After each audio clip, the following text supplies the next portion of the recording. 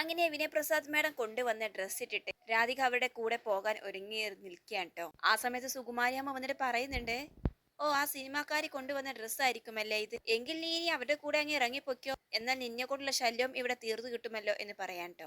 അപ്പോൾ രാധിക പറയുന്നുണ്ട്, മുത്തശ്ശി അച്ഛൻ എന്നോട് മാഡം വിളിച്ച സ്ഥലത്ത് പോകാൻ സമ്മതിച്ചിട്ടുണ്ട്. ഇത് കേട്ട് സുകുമാരിയമ്മ പറയണേ, എങ്കിൽ നീ പോകണ്ട. ഇത് കേട്ടുകൊണ്ട് അവിടേക്ക് യശോദ വരികയാണ് കേട്ടോ. എന്താ അമ്മ, എന്താ പ്രശ്നം? ആ സിനിമാക്കാരി പെണ്ണെ വിളിച്ച സ്ഥലത്തേക്ക് ഇവൾ പോവാൻ ഒരുങ്ങി നിൽക്കുകയാണത്രേ. ഇവൾ ഓരോ ദിവസം പുറത്തു പോയി വരുമ്പോഴേക്കും മനുഷ്യനുള്ളിൽ ആദ്യം എന്തെല്ലാം പ്രശ്നങ്ങൾ ഒപ്പിച്ചിട്ടാണ് അവൾ തിരിച്ചു വരുന്നതെന്ന് ആർക്കറിയാം. അവൾ പോട്ടെ അമ്മേ, ഏട്ടനും ഇതിന് സമ്മതിച്ചിട്ടുണ്ട്. അപ്പോൾ സുകുമാരിയമ്മ യശോദയോട് പറയുന്നുണ്ട്, അവൾക്ക് എന്തിനും വളപ്പിച്ചെടുക്കുക നീയും നിന്റെ ഭർത്താവും. പിന്നീട് യശോദ പറയുന്നുണ്ട് രാധികയോട്, മോൾ അതൊന്നും കാര്യമാക്കേണ്ട, അമ്മ അങ്ങനെ പലതും അച്ഛൻ നിനക്ക് പോകാൻ വേണ്ടിയുള്ള സമ്മതം തന്നിട്ടുണ്ടല്ലോ, പിന്നെ എന്താ പ്രശ്നം? നിന്റെ ഈ ഡ്രസ്സ് നന്നായിട്ട് ചേരുന്നുണ്ട്, നിനക്ക് നല്ല ഭംഗിയുണ്ട്. ആ വിനയപ്രസാദ് മേഡം നല്ലൊരു സ്ത്രീയാണ്, അതുകൊണ്ട് തന്നെ നിന്നെ നന്നായിട്ട് നോക്കുമെന്നുള്ള പ്രതീക്ഷയും എനിക്കുണ്ട്. മോൾ പോയിട്ട് വാ, മുത്തശ്ശി പറഞ്ഞത് കാര്യമാക്കേണ്ട എന്ന് പറയാൻ കേട്ടോ. അപ്പൊ രാധിക പറയുന്നുണ്ട്, ഞാൻ പോയി തിരിച്ചു വരും, എന്നെ ഈ വീടിനകത്തേക്ക് കയറ്റുമോ മുത്തശ്ശി? അപ്പോൾ ചിരിച്ചുകൊണ്ട് യശോദ പറയുന്നത്, നീ മുത്തശ്ശി കയറ്റിയില്ലെങ്കിൽ ഞാൻ നിന്നെ കയറ്റിക്കോളാം. അങ്ങനെ തന്ത്രിയുടെ ഫോണിലേക്ക് പ്രിയങ്ക വിളിക്കാൻ കേട്ടോ. പതിവില്ലാത്ത പ്രിയങ്കയുടെ ഫോൺ കാണുമ്പോൾ തന്ത്രി ചോദിക്കുന്നുണ്ട്, എന്താ മോൾ, നീ എന്താ ഇപ്പോൾ വിളിക്കാൻ കാരണം? ഞാൻ വെറുതെ ഇരുന്നപ്പോൾ വിളിച്ചതാണ്. അതെന്തായാലും നല്ല കാര്യം, എന്റെ വിവരങ്ങളൊക്കെ എനിക്ക് അപ്പോൾ തന്നെ അറിയാൻ സാധിക്കുമല്ലോ എന്നൊക്കെ തന്ത്രയും പറയാൻ കേട്ടോ. പിന്നീട് പ്രിയങ്ക ചോദിക്കാൻ, ഞാൻ ഒരു കാര്യം പറയട്ടെ, എന്താ മോളെ എന്ന് ചോദിക്കുകയാണ്. ഞാൻ ജീവിക്കേണ്ടത് എന്റെ ഇഷ്ടത്തിനാണോ അതോ മറ്റുള്ളവരുടെ ഇഷ്ടത്തിന് വേണ്ടിയിട്ടാണോ? അപ്പോൾ തന്ത്രി ചോദിക്കുന്നതിന്, എന്താ ഇപ്പൊ മോളെ ഇങ്ങനെ ഒരു ചോദ്യം? അല്ല, ഞാൻ ചോദിച്ചെന്നേ ഉള്ളൂ എന്നൊക്കെ പറഞ്ഞ് പ്രിയങ്ക ഓരോ കാര്യങ്ങൾ പറയാൻ കേട്ടോ. അതിനനുസരിച്ച് തന്ത്രയും അവൾക്ക് ഓരോ ഉപദേശങ്ങൾ കൊടുക്കാൻ കേട്ടോ.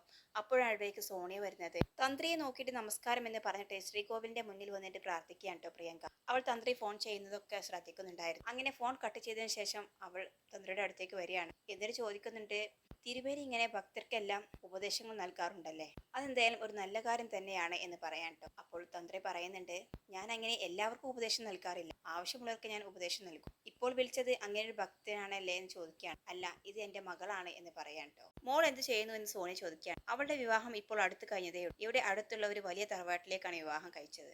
പയ്യന്റെ പേര് വരുൺ. അപ്പോൾ സോണി ചോദിക്കുന്നു, തിരുമേനിയുടെ മോളുടെ പേര് പ്രിയങ്ക. ശേഷം തന്ത്രി ചോദിക്കുന്നുണ്ട്, ഇവിടെ എങ്ങും ഇതിനു മുൻപ് കണ്ടിട്ടില്ലല്ലോ, പുതിയ ആളാണോ, എവിടെ നിന്നാണ് എന്ന് ചോദിക്കുകയാണ്. ഞാൻ അല്പം ദൂരെ നിന്നാണ്, ഇവിടെ ഒരു ആവശ്യത്തിന് വന്നപ്പോൾ ഈ അമ്പലത്തെ കുറിച്ചെല്ലാം കേട്ടിട്ടുണ്ട്, അങ്ങനെ ഇവിടെ കയറിയതാണ് എന്ന് സോണിയ പറയാൻ കേട്ടോ.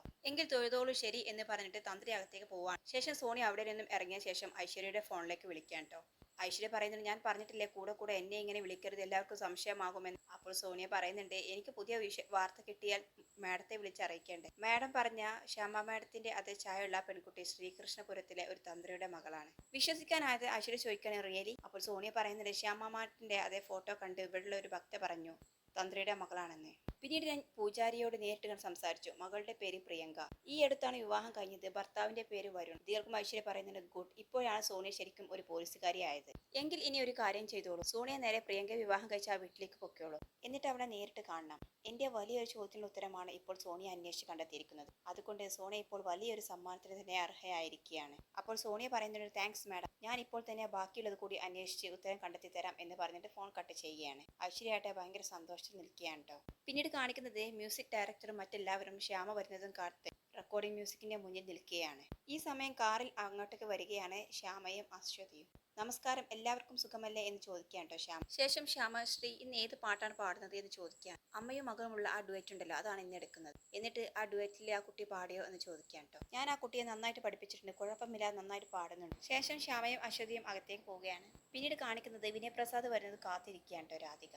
അപ്പോൾ കാറിൽ അവിടേക്ക് വരികയാണ് വിനയപ്രസാദും പ്രിയയും. രാധിക എന്ന് വിളിച്ച് സന്തോഷത്തോടു കൂടി രാധികയുടെ അടുത്തേക്ക് വരികയാണ് അവര്. കുറെ സമയമായോ വന്ന് നിൽക്കുന്നത് എന്ന് ചോദിക്കാൻ. രാധിക പറയുന്നത്, ഇല്ല, ഞാൻ നേരത്തെ ഒന്ന് ഇറങ്ങിയെന്നുള്ളൂ, മാഡത്തിന് ഇനി ഞാൻ കാരണം ബുദ്ധിമുട്ടുണ്ടാകാൻ പാടില്ലല്ലോ, അത് വിചാരിച്ചിട്ട് എന്ന് പറയാൻ. എന്ത് ബുദ്ധിമുട്ട് എന്ന് പറഞ്ഞിട്ട് വിനയപ്രസാദ് ചിരിക്കുകയാണ്. പിന്നീട് പറയുന്നത്, മാഡം ഒരു സർപ്രൈസ് ഉണ്ടെന്ന് പറഞ്ഞല്ലോ, അതെന്താണെന്ന് ചോദിക്കാൻ. അതൊക്കെയുണ്ട്, ഞാൻ പറയാമടോ എന്ന് പറയാൻ. ഈ അടുത്ത സ്റ്റുഡിയോയിലെ ശ്യാമ മാഡത്തിന്റെ റെക്കോർഡിംഗ് നടക്കുകയാണ്, പറ്റിയ ഒരു അവസരം കിട്ടിയാൽ ഞാൻ ശ്യാമ മാഡത്തെ രാധികക്ക് പരിചയപ്പെടുത്തി തരാം. ഇത് കേൾക്കുന്ന രാധികയ്ക്ക് ഒത്തിരി സന്തോഷമാവും. സർപ്രൈസ് ഉണ്ടെന്ന് പറഞ്ഞപ്പോൾ ഇത്രയും വലിയ സർപ്രൈസ് ഞാൻ ഒട്ടും പ്രതീക്ഷിച്ചില്ല മാഡം എന്ന് പറയാണ്. എന്റെ വീടിനടുത്തുള്ളവരെല്ലാം ചോദിക്കുന്നുണ്ട്, എങ്ങനെയാണ് വിനയപ്രസാദ് മാഡത്തെ നീ പരിചയപ്പെട്ടത്, എങ്ങനെയാണ് അവർ വീട്ടിലെത്തിയത്, എങ്ങനെയാണ്, അങ്ങും ഇങ്ങും നൂറ് ചോദ്യങ്ങളാണ് എല്ലാവരുടെയും മുൻപിൽ എന്നൊക്കെ പറയാണ്. അപ്പോൾ വിനയപ്രസാദ് ചിരിച്ചോണ്ട് ചോദിക്കുന്നുണ്ട്, എന്നിട്ട് എന്ത് പറഞ്ഞു?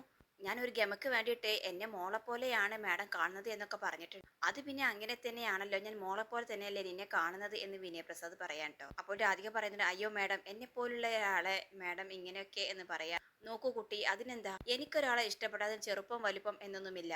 നീ എനിക്ക് മോളെ പോലെയല്ല, മോള് തന്നെ. നീ അകത്തേക്ക് വന്നേ എന്ന് പറഞ്ഞ് വിനയപ്രസാദ് രാധികയും കൂട്ടിയ സ്റ്റുഡിയോയുടെ അകത്തേക്ക് കയറി പോവാൻ ട്ടോ. അകത്തേക്ക് കയറിയതും ഡയറക്ടർ ചോദിക്കുന്നു, എങ്കിൽ മാഡം നമുക്ക് തുടങ്ങാമല്ലേ? ഓക്കെ, തുടങ്ങാം എന്ന് വിനയപ്രസാദ് പറയാം. എന്നിട്ട് രാധികയോട് കുട്ടി അവിടേക്ക് ഇരുന്നോളൂ എന്ന് പറഞ്ഞിട്ട് സ്ഥലം കാണിച്ചു കൊടുക്കാൻ അവർ രാധികയെ ഇരുത്തുക.